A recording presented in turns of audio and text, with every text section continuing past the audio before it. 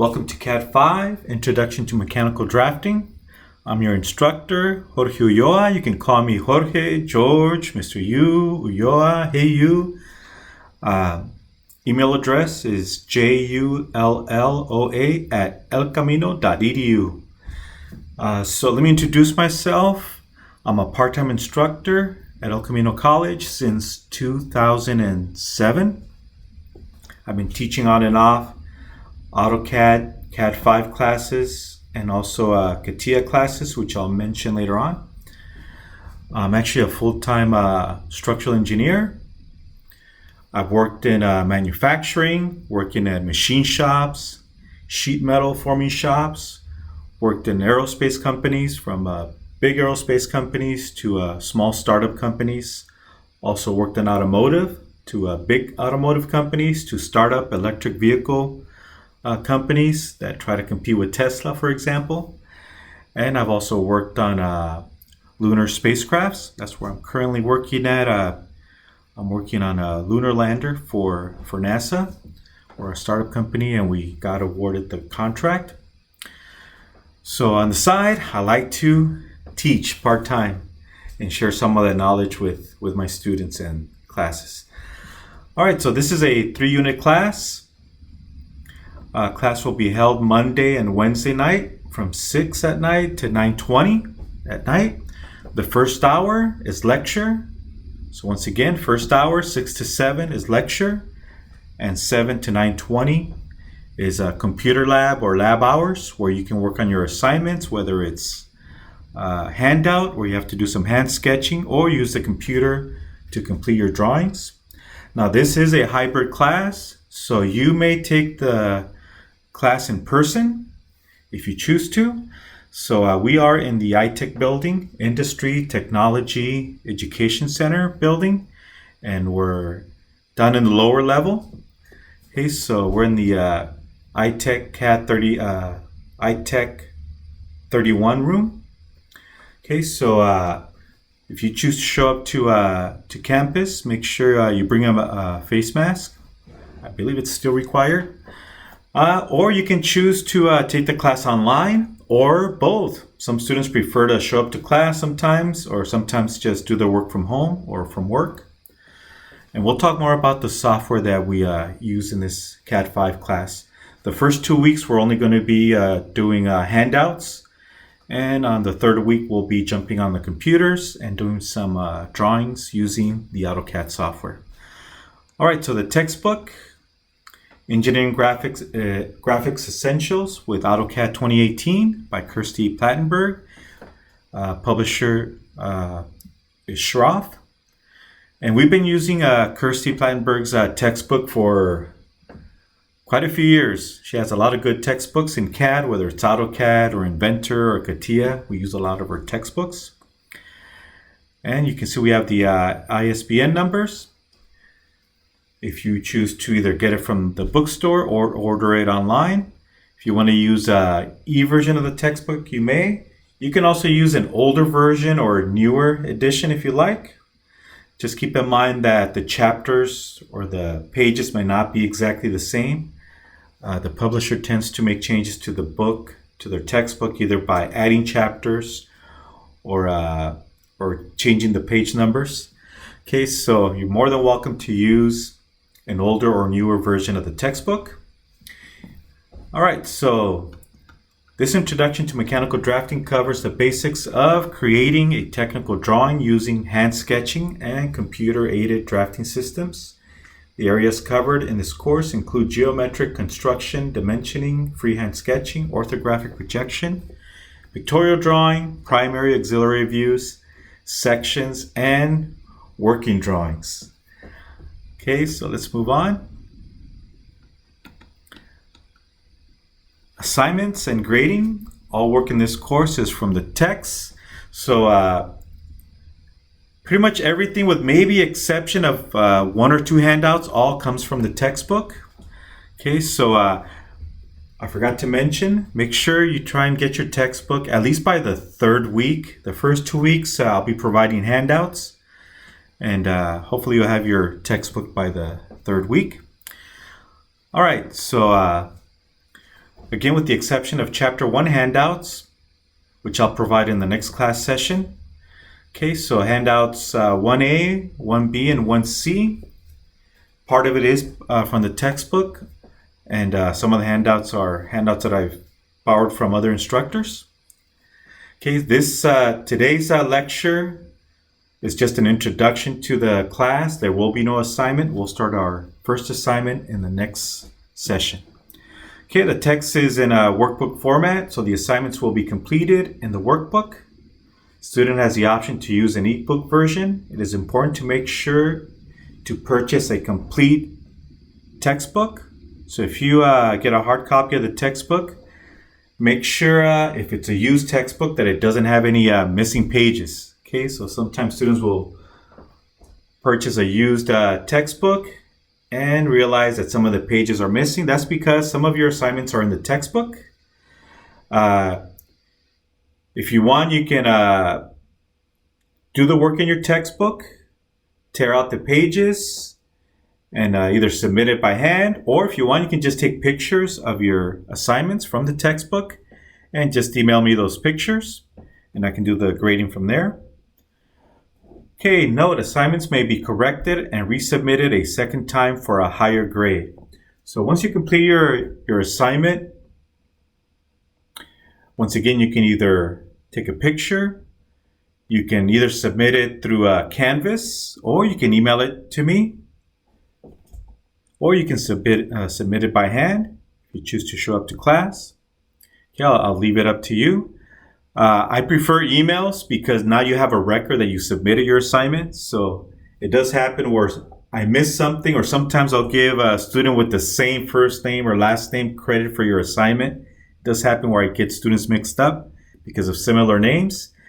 And you can tell me, hey, teacher, I sent you a Chapter 1A handout. I didn't get any credit for it. Oh, okay, let me check my emails. Or you can just resend it. So think of your email as a receipt. All right, so before I continue, I just want to give you a heads up. If you were to ask a former student what's the toughest thing about CADD5, they'll tell you it's the number of assignments. Okay, we're going to start off slow the first 2 weeks. I always start slow the first 2 weeks because there's students adding or dropping the class. But once we jump into that third week, I'm going to step on the gas and accelerate. I'm going to be giving you a lot of homework. And if you don't get a good score on your assignment, when you first submit it, you can resubmit for a second time and get a higher grade. So if you get let's say a 7 out of 10, and you want to go for those 10 points, right? Get 10 out of 10, you can correct your mistakes and resubmit. So you get a second chance to resubmit your assignment.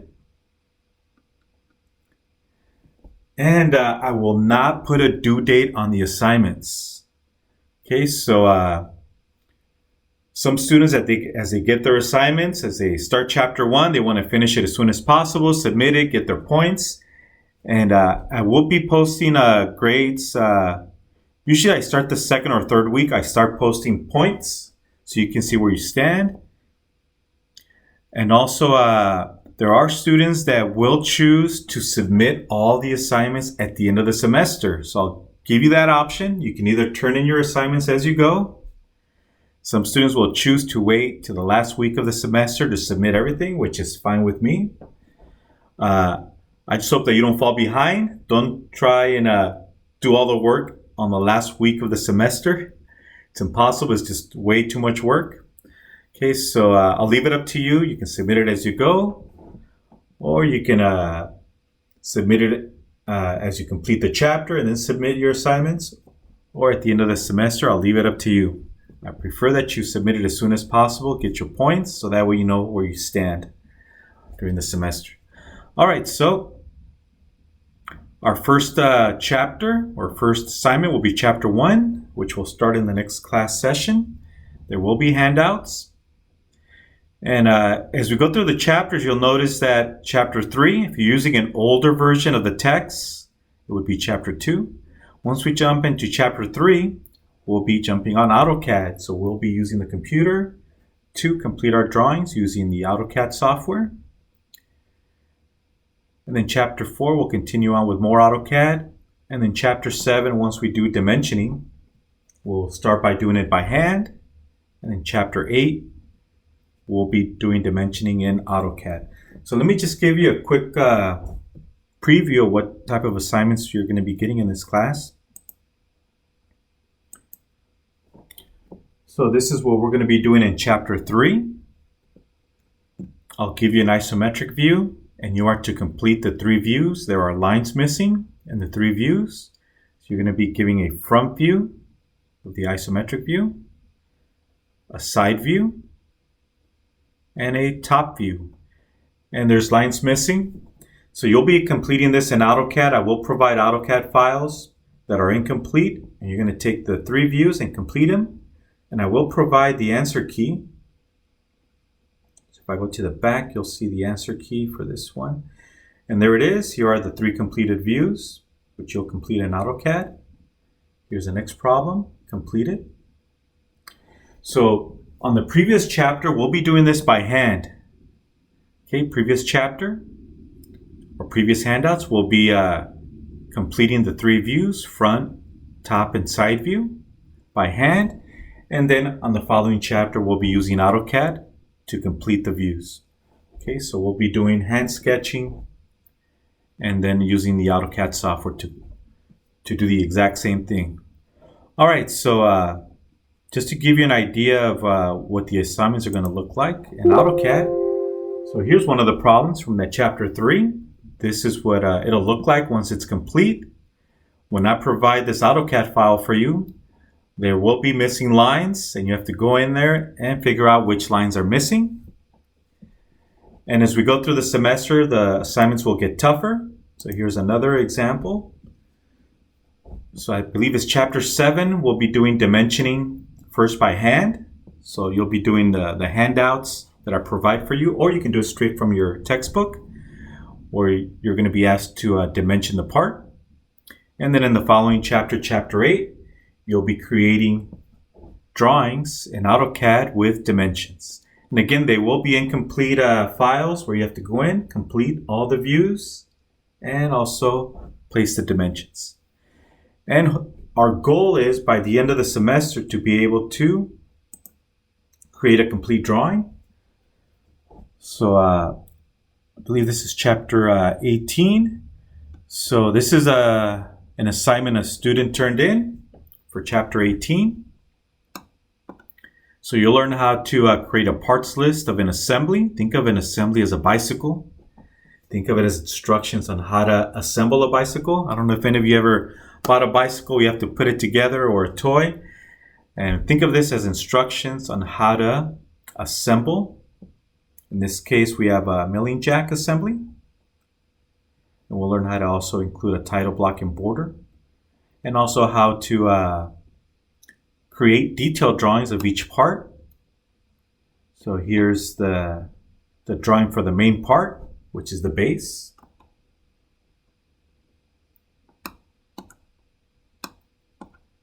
And another detailed drawing of, in this case, the sliding screw. So these are detailed drawings of the individual parts that make up this assembly. Okay, so this is our goal, to be able to provide a complete package of drawings, whether it's a machine shop or a sheet metal forming shop. To either order the parts, you can order simple bolts, screws, and washers from a hardware store or a catalog, and the other parts have to either be sheet metal formed or machined or 3D printed, for example. Okay, so this is our goal, to be able to provide a complete package drawing for manufacturing and assembly. All right, and we are also going to be talking about, believe it or not, threads. Okay, so it doesn't show it here, but it's pointing that this has a 5/8-18 thread using fine thread. Okay, so this is a Unified National Fine Thread callout. And you'd be surprised how many engineers don't know how to create a drawing.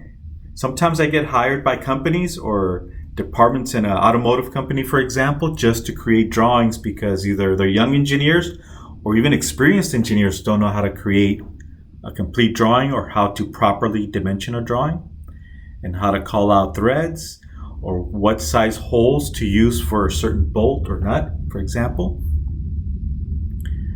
Okay, so besides doing structural engineering, sometimes I do get hired just to specifically create drawings, and it pays well. 30 years ago, you were expected, anybody working in a machine shop, metal forming shop, anybody taking CAD classes, whether it was AutoCAD or 3D modeling in CAD, or even young engineers or engineering students, you were expected to know how to create a drawing and how to properly dimension it. But around, 1990, we started losing that art of creating drawings. Universities now don't emphasize creating drawings. Even big companies will tell their engineering departments, hey, you know what? Don't worry about drawings. We'll just give the machine shop a 3D model of the part with a few dimensions and let them create the drawings in-house. So we are losing the art of creating drawings. And once again, I'm surprised how many engineers, even experienced ones, and including the young engineers and interns, do not know how to create drawings. Okay, so but it pays well for those of us that do know how to create them. All right, let's continue on. Okay, so once again, these are all the assignments for this semester, and I'm giving you that warning. It's a lot of work. Again, there's no due date, as I mentioned before, and try not to fall behind. Don't procrastinate, because you will pay for it at the end. It will become overwhelming.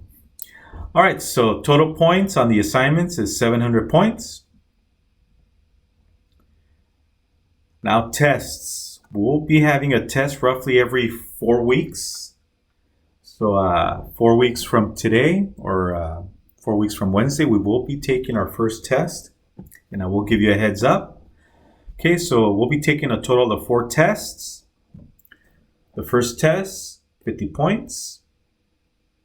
Midterm, so midterm, we will be taking our test number 2, 100 points. And we'll have test 3, 50 points. And the final exam is 100 points. So that's a total of 300 points for tests. And if you include the assignments, that's a total of 1,000 points. And yes, I will be providing extra credit. Okay, so I think I'm going to be providing at least 100 points of extra credit during the semester.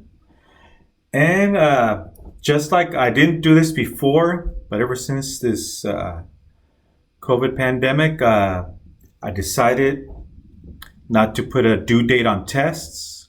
Before COVID, I used to give students a week to submit their test. I would give them their test, and they had a week to submit it back to get the full credit. But now, since we're doing this online and because of the COVID pandemic, I've decided not to put a due date on the test. You can submit it as you complete it, or you can wait till the end of the semester if you like. Now, there is no resubmit on the test. If you get let's say on the midterm, you get a 70 out of 100. That's it. You get 70 out of 100. You cannot resubmit the test. Now, one thing I will provide is a grading bonus. Okay, so let's talk about the grading bonus. Your semester grade will be the highest of one of the following: your total score out of 1,000 points, or the score on your final exam, which is worth 100 points, right? So what I'm going to do is I'm going to look at your total points, which include all the assignments, extra credit, and all the tests, including the final exam. So total points, if you have 900 or higher, it's an A. 800 or higher is a B. 700 or higher is a C. And for a D, you need at least 600 points. So let's say at the end of the semester, you've turned in your assignments, or not all of your assignments. You did okay on the tests, and let's say you get a 700 for your total points. So that includes all your tests, assignments, and extra credit. You get 700 points, so you're guaranteed a C in the class. But let's say on the final exam, you got 80. So you got an 80 out of 100. So that's a B. Okay, so since your final exam score is higher than your total score, then you will receive the grade for this semester based on your final exam score. Okay, so the final exam, it cannot hurt you, it can only help you. Now, there are some students that will try and go for the grand slam, I guess you can call it, and do very minimum work, turn in a few assignments, just the bare minimum, and maybe go for less than 600 points and try and hit a home run on the final exam. Yeah, there are some students that are probably getting a D, let's say 600 points, and they score, 80 out of 100 on the final exam, so they're guaranteed a B. Okay, the highest of the two, right?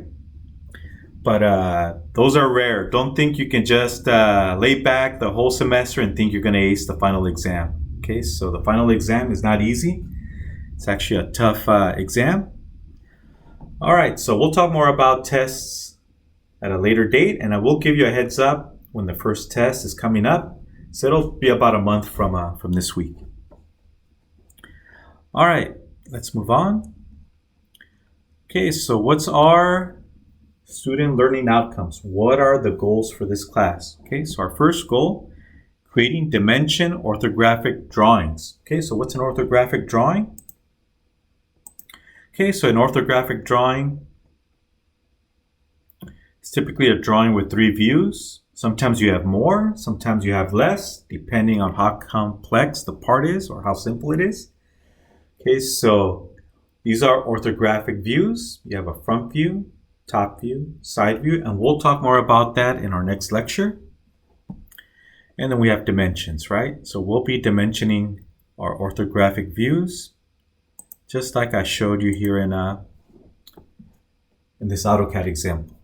Okay, so we have front, top, we have an auxiliary view, and we will dedicate a lecture to auxiliary views and dimension it, and eventually we'll learn how to add a title block and border and parts list when dealing with an assembly made up of multiple parts.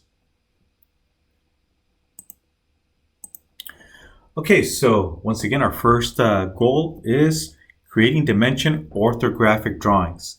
Given sufficient product definition information of a simple machine part, and I'll give you an example of a machine part, the student will be able to utilize the Autocad software to produce a dimension orthographic drawing of the item, creating missing orthographic views. Given an incomplete engineering drawing of a simple machine part, the student will be able to utilize the Autocad software to produce the missing views, front view, top view, side view, etc., in standard third angle orthographic projection. And we'll talk about this in our next lecture. Working from isometric view. Okay, so what's an isometric view? So here we have an isometric view. Here's another example of an isometric view. Think of it as a bird's eye view. Okay, if you're flying over with a drone, or maybe you're flying into the airport, you can see the buildings, the freeway, etc. So think of this as bird's eye views, but we refer to them as isometric views, also referred to as ISO views.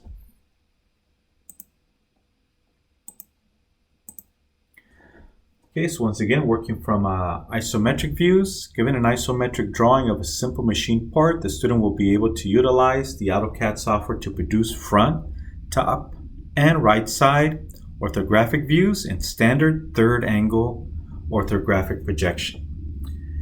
Another common projection is first angle, which is used a lot in Europe and other countries.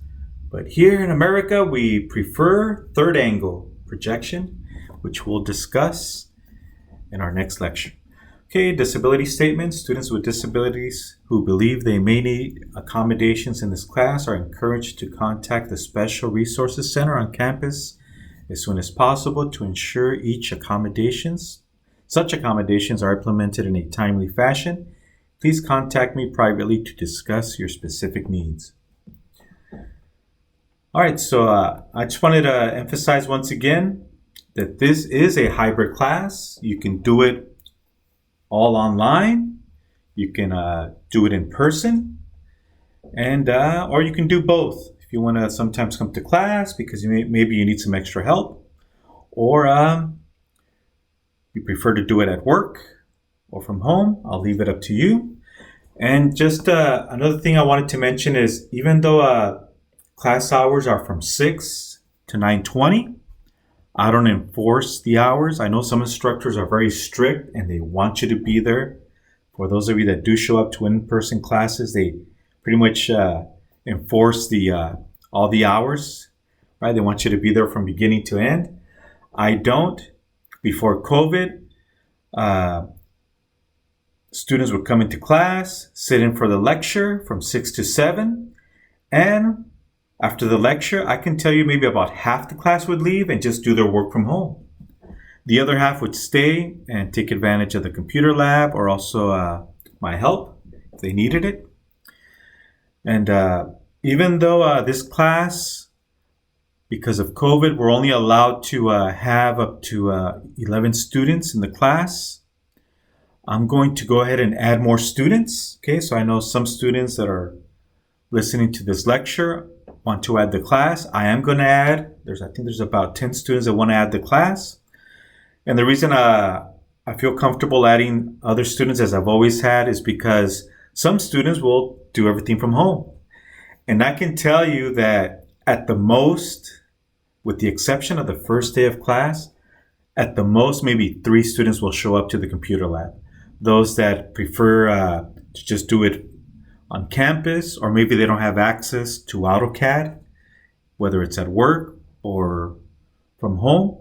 So once again, I don't feel uncomfortable adding a lot of students to the class because most students will just do it online, and it shouldn't affect anybody. So I may be overwhelmed with grading papers, but it's something I'm used to. All right, so in a later video, I will show you how to download the software. There is a free student version of AutoCAD that you can download.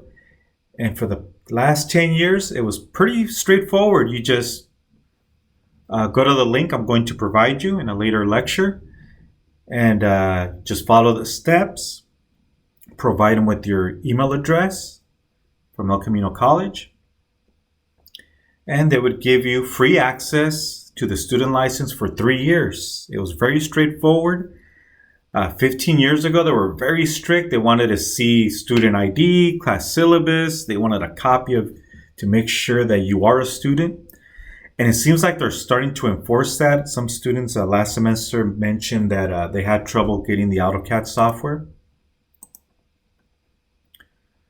Let me just go ahead and quickly show you what it looks like. So this is what AutoCAD looks like for PC Windows.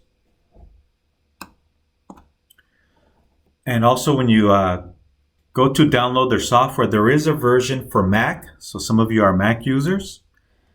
The Mac commands are set up a little different than the PC Windows. There's a lot of drop downs you have to go through. And I don't know how to use the Mac version. But luckily for you guys, you have YouTube. You can always say, hey, where do I find the line command? I want to create a line, right? You can always simply go to YouTube, and after a little bit of practice, you'll get used to it. Okay, so once again, Autodesk, which owns AutoCAD, they're getting strict on who do they give a free license to. So if you need a letter of recommendation, or you need to go take your student a photo ID and maybe scan it and send them a copy, you may need to do that. If you have access to AutoCAD at work, or maybe you know somebody that'll let you borrow AutoCAD, whether it's a sibling or a family member. But I'll provide you that information in a separate lecture. All right, so again, we'll be using AutoCAD by the 3rd week. The first 2 weeks, it's going to be all handouts by hand. All right, so I want to bring up other classes that we have available on campus. Before I go over the list, let me go back to CADD5, Intro to 2D Drafting and Autocad, which is our class. Some of you have probably already taken a drafting class where you have to create drawings, you have to do dimensioning, title block and border. If you've already taken a class like this, you may be able to challenge the class or go to our office and see if you can get credit. You have to talk to a counselor. I don't have the authority to grant, credit for a class that you've taken in the past that can replace this CADD5. That's something you have to talk to a counselor about. All right, so also I forgot to mention there are some students that are going to be taking this class that are from the architecture department. So those of you that are architecture students, you may be aware that they don't let you take AutoCAD in the architecture department until you first first you have to take their prerequisite class where you have to do drawings all by hand. We spend a whole semester creating architectural drawings, and then they'll allow you to take the AutoCAD class. Yeah, so this class, CADD5, as you can see, it's all mechanical, right? So this is a mechanical drafting class. Type of drawings you see in a machine shop, metal forming shop, automotive, aircraft, spacecraft, for example, drones. Okay, so even though this is not intended for architecture, you're more than welcome to take this class. Architecture is very similar when it comes to setting up drawings, comparing it to mechanical drafting. By the way, my degree is structural engineering for architecture. So I took a lot of drawings classes of architecture back in college. So I can tell you it's very similar, the way you set up your drawings. We just follow different standards. Okay, so architecture, they have their own standards on how they set up their title block and border, how they dimension, but everything else is pretty much the same. Okay, mechanical drafting, they follow their own standards. Okay, so we have, and we'll be talking about standards. We have the ANSI standards, American National Standards Institute, standards that we follow on how to set up a title block and border, how to dimension, what size text to use, for example. We also have the ISO standards, the International Standards Organization. So they set up their standards in Europe, which a lot of other countries follow, on how to properly dimension, what symbols to use on a drawing. There's also the JIS, the Japanese standards. Okay, so be aware that all these standards are out there that we all follow, even standards on how to call out threads on a bolt or threads on a hex nut, for example. Okay, so they have to follow a standard, even when it comes to machining. Okay, so, but as time goes by, a lot of these standards are getting very similar, whether it's American or international or Japanese standards. Okay. All right, so let's go back to what CAD classes do we offer here at El Camino College. Okay, so we offer AutoCAD, CADD5.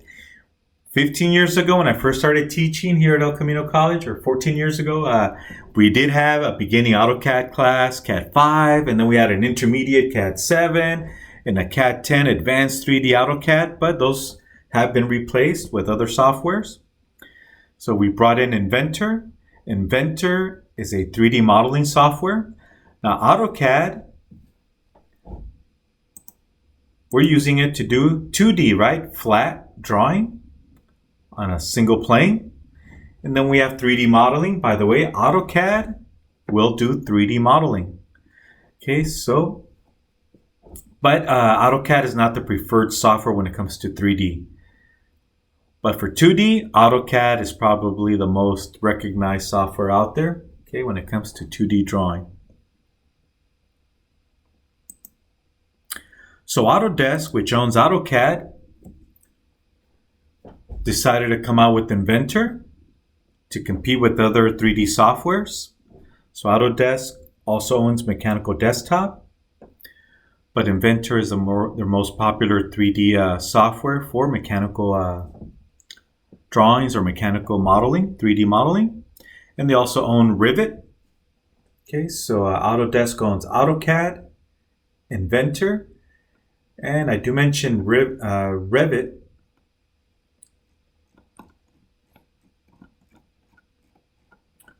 So the architecture department, they use AutoCAD and they use Rivet, okay, for their 3D modeling. Okay, that's something you can look up on YouTube if you're curious of how Rivet works in comparison to AutoCAD 2D. And again, there's also AutoCAD 3D, which we no longer teach here. All right, so Inventor. Inventor is very affordable. A lot of high schools use it. A lot of robotics teams use it. I know when I used to work at Northrop Grumman, some of us engineers would go over to the high school in Redondo Beach, actually the middle school, and help out their students in their robotics competition, whether it was programming or manufacturing. My part was to show them how to do some modeling in Inventor. That was many years ago. All right, so Inventor, very affordable, great for small, simple parts, such as robotics or small drones. Now, as things get more complicated, you want to jump to something a little bit more expensive, like SolidWorks. Inventor, will cost you a few hundred or under $1,000. But once you jump into SolidWorks, it can do a lot more. It can handle larger files. It can handle larger assemblies, whether it's a large drone or small aircraft. So I worked for companies where SolidWorks was used, typically again with small aircraft, small drones, or small spacecraft. So where I'm currently working at, I'm using SolidWorks, and we're creating a lunar lander, which is going to land on the moon in the next 2 years. And this is about the size of a large vehicle, and we're using SolidWorks. And again, this is around $5,000-$6,000 per license. Okay, so currently we have 5 licenses in our department of SolidWorks, and that's $5,000 per license. Okay, so it does get expensive the more powerful the software is. Now, I've also worked for companies that started in SolidWorks, but SolidWorks couldn't handle the large assemblies, large files, so then they had to jump to CATIA. So I have worked with companies that use the more expensive software like CATIA. Now we're talking around $15,000 per license. So imagine if you have 100 engineers using, or designers, or draftsperson using CATIA, the company is going to be paying about $15,000 minimum per license, and multiply it by the number of licenses you need. And then there's also the full-blown license, where you have stress analysis, manufacturing, drawing, surfacing, wireframe, kinematic simulations, etc., where there's 100 different modules you can use. And that you're going to be paying about $100,000 just for the full-blown license. So just to give you an example of who uses CATIA, either use it or have used it in the past: Boeing, Northrop, Lockheed Martin, especially for like those very complex surfaces on fighter planes. They use CATIA. Also automotive: Toyota, Honda, GM, Ford, Tesla. The Tesla competition also use CATIA. It's just a very powerful software, but it is very expensive. Also in architecture, as I mentioned, the preferred software for architecture, so the architecture department, they tend to use AutoCAD. Also, companies that I work for electrical, they do tend to use AutoCAD 2D. And architecture for their 3D modeling, they prefer Rivet. But there are some very complex buildings that need something more powerful than Rivet. So they cannot use the standard softwares that they use for architecture. So they use something like CATIA. So one good example is like the Walt Disney Concert Hall. Also when the Chinese Olympics, Beijing Olympics were held, they used CATIA to do their modeling for their stadium, the nest, and also for the Olympic cube was also done in CATIA for the water sports, for the Olympic pools. Okay, so CATIA is a very powerful software, and only large companies or companies that have the money can afford it. Okay, so I do teach CATIA on Saturdays, typically October, November, also February, March is when I teach a half semester course of CATIA. I teach CADD32 and also teach CADD37 depending on what semester it is. Okay, so and some of you may end up taking my CATIA classes. So CATIA, again, a very powerful, expensive software. We have 4 courses, CADD31, 32, 33, and 37. And these are half semesters, only 8 weeks. It's only an 8-week course, 8 weeks, unless you're taking the online class. The online class, they'll just take the 8-week course and spread it out over 16 weeks. Okay, so those of you that are interested in taking the more advanced software like CATIA, we do offer quite a few classes on that. Now, CATIA does have competition like Unigraphics, and also referred to as NX, and there's also Unigraphics. My mistake, I already mentioned it. There's also Creo, which used to be Pro Engineer. So these are also very powerful softwares that are used in automotive and aerospace. Okay, and we do have the more advanced classes, CADD43, 45. CADD43, this is where you start working on a project. So once you've taken some of the beginning CAD classes, like this one, or have taken SolidWorks or CATIA, you can work on a project. So project is where you start brainstorming. Hey, I'm going to design a new drone. What type of materials am I going to use? Am I going to use carbon fiber? Am I going to use aluminum? Am I going to use a combination? Am I going to 3D print the part? Am I going to use sheet metal forming? Am I going to use machine parts? So the design process of how to, from going from a paper, an idea on paper to the final product. Okay, so how to create drawings, how to select your materials, what's the cost, etc. That's CADD43. Another instructor teaches that class. We also have CADD45, geometric dimensioning and tolerancing. Now, we don't cover GD&T, geometric dimensioning and tolerancing, in this class. We have an entire class which is offered once a week, usually during the fall semester. And let me show you what GD&T looks like.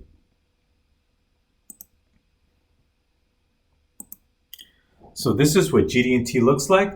We will be creating drawings like what you see here, but we're going to be using simple horizontal and vertical dimensioning, but we're not going to be using these symbols. So these are all GD&T callouts and tolerancing, which we're not going to use. Okay, that's a whole different class. I will mention them later on when we do dimensioning, but for our class, we're going to do very simple dimensioning, as I showed you, using horizontal and vertical dimensioning, and also some aligned angle dimensions. And we also have angular dimensions. Okay, we're going to keep it simple. We're not going to be using GD&T. It's overwhelming, just so you know, so that's why we keep it as a separate class. And just to give you a warning, learning GD&T is pretty much like learning geometry for the first time. Go back in time when you first took geometry and it seemed almost very foreign with all these postulates and theorems and hey, how do you define a triangle? SSS, SAS, same idea, kind of the same idea, but it's just to give you an idea of how complex it is to learn GD&T. And that's another reason I get hired, not only to create drawings like what you see here, but also to apply GD&T callouts, tolerancing. So again, we're losing the art of drawing and applying GD&T, but for those of us that do know it, we get paid pretty well to come in and do drawings for departments or for companies, whether it's automotive or aerospace. All right, so let's continue on. And there's also CADD5 Independent Study. Okay, there you'll work with one of our more seasoned veteran instructors that'll provide you with a project to work on. Get some credit there for independent study. Okay, other classes that we offer also in the iTech building, machine tool technology. So this department has their own drawing class where they do blueprints. Okay, so if you go to YouTube or just go online and Google blueprints drawing, and you'll get some funny looking drawings with the blue background, because that's the way we used to create drawings and print them out. This is before we had inkjet printers. Okay, we used to do it using I think it's ammonium. If you ever operated one, you had to pour that liquid into the printer, which would come out with the blue background using chemicals and using this. It was almost like producing your own pictures. So those of you that are photographers and you have to develop your own pictures, it's pretty much almost the same thing. Okay, so they do blueprint drawings without using the blueprint method of printing. Now they use inkjet printers. Okay, so machine tool technology is where you learn how to use a lathe, pretty much what you see in a machine shop. And they also go over 3-axis and 5-axis machining and how to program, how to do NC programming. Just to show you a quick picture. What is NC programming? So NC programming is, imagine you're in a machine shop. I work for machine shops where I had to create drawings or do setup tooling for large complex parts, especially for aerospace. So here's an example of machining where you start with the block of, it seems to be aluminum. You have a block of aluminum and the drill's missing, but there's some, you can see them down here, the drills. So you need drills to be able to machine this pocket or drill holes, right? Or slots. And also to tap the holes where you need threads. Okay, so somebody needs to program the machine. And by the way, it also has coolant because you don't want to start any sparks, right? You don't want to create excessive heat. So it does have this coolant. It almost looks like milk. Okay, so those of you that are interested in machining, becoming an NC programmer, and they tend to get paid pretty well. Those of you that are good with code, I'm not. I've never done any NC programming. I've taken NC programming classes, but it's not something I'm good at. But I have worked for machine shops where they needed somebody to come in, and it's referred to as tool design, where you come in and design tools for manufacturing so the part can get made or assembled. Okay, and I'll give you examples of that in a later date. All right, so let's move on.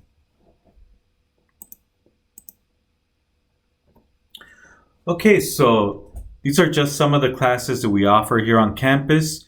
Classes that I wish we could offer here on campus is anything dealing with composites. So some of the colleges nearby do offer classes where you work with carbon fiber composites, for example. Unfortunately, we don't have that here on campus.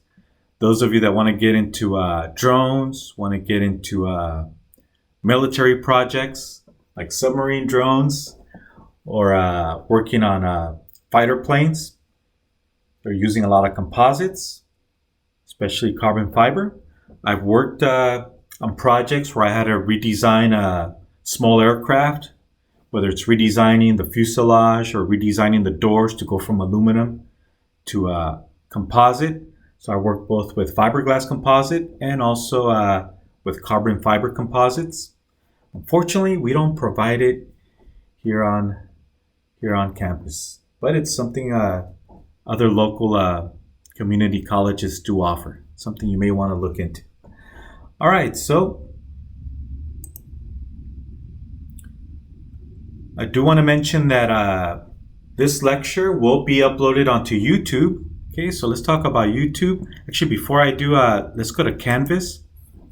Okay, so all my lectures I will provide starting next week. I'm going to provide you lectures in PDF format. So I actually do create my lectures on PowerPoint and then I convert them to PDF. So you can follow along on the PDF version of it. But I also have the full lecture that I do upload into YouTube, okay, where you actually hear me go through the entire lecture if you choose to listen to me go over it step by step. Okay, so, and I will upload all the assignments and all the YouTube video links onto Canvas. Okay, so those of you that know how to use Canvas and prefer to use Canvas, okay, I don't know exactly how students get to Canvas, but for us, we can just click on Canvas from here. So you're going to go into My ECC. You log into My ECC account. Go to Canvas. For us instructors, we can go to Canvas from here. Okay, so if I click on Canvas here, so it'll take me to the classes I've taught last semester and also the ones that I'm going to be teaching this semester. So I will be loading up the assignments and the lectures and the YouTube links onto Canvas. And I prefer the calendar to just place it going through the calendar. So if you go to the class and then go to calendar, I haven't posted anything yet for this semester, but if I go to one of my previous classes from last semester, you can see, and this is CADD5 from last semester, where I cover, let's take a look here. So we are going to have 2 chapters where we're going to cover threads and fasteners, right? We're going to talk about bolts, nuts, how to properly call out the thread size, whether it's inches or millimeters. Okay, so just to give you an example, so this is from last semester, chapter 15, which we will cover in this class. So you can see I provide a YouTube link to the lecture covering threads. I will provide the lecture in a PDF format, no sound. I will provide you with the any handouts needed to complete the assignment from your textbook. Also the assignment as a PDF. And I will also provide you the answer key, the solution. So you can always check your answers before submitting your assignment. And again, if you don't get a perfect score on your assignment, you can always resubmit to improve your score. This may take a minute to load, but let's go ahead and take a look at chapter 15, which will cover the second half of the semester. It may take a little while to load. Oh, go back.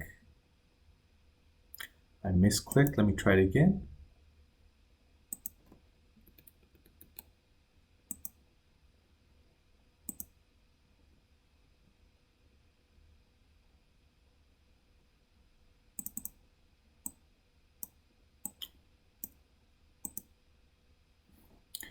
All right, so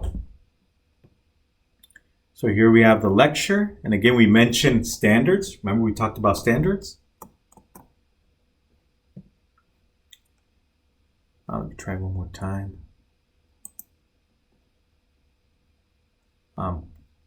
Clicking on the wrong or hitting the wrong key. Go ahead and expand.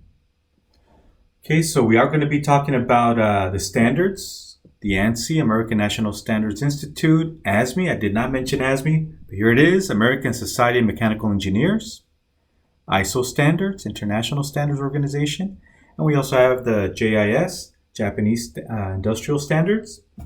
So we're going to be following their standards when it comes to setting up title blocks and borders, how to properly set up a drawing, how to dimension it, text height. And again, they come up with a bunch of standards, even for machining and sheet metal forming, and how to call out different types of materials, whether it's aluminum, composite, steel. Okay, so I just wanted to give you a preview. Let me hit escape to exit. And I will also provide you with the assignment.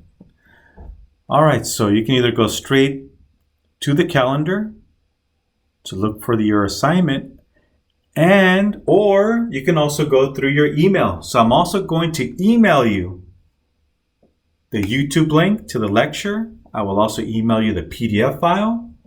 So everything you see here, the assignment, the solutions, the YouTube link, I will also send it through email. Okay, so some of you are not comfortable with Canvas or don't know how to use Canvas. Just check your email, your El Camino College email address, or go to your email El Camino College email account.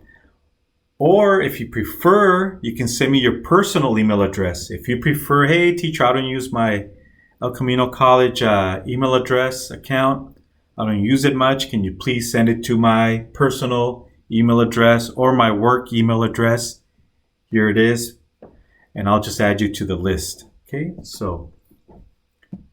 And another thing is you can either submit your assignments through Canvas. So maybe about half of you will submit your assignments through Canvas, or you can simply email them to me. Just attach it to the email. And you already know my email address. It's on the syllabus, just in case you forgot. Email address, julloa@elcamino.edu. Okay, so I hope I covered everything and any questions that I typically get.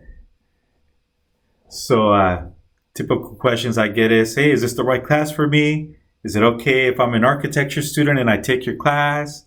Yes. Okay, so can I get credit if I've already taken a class similar to this? And that's something you'll have to go to the office, talk to one of our counselors to see if you can get credit. And as I mentioned before, we're losing the art of drawing and using GD&T. And even some of the universities are not teaching it and instead send their engineering students to the community colleges to take drafting classes. Unfortunately, it's an art that we're losing.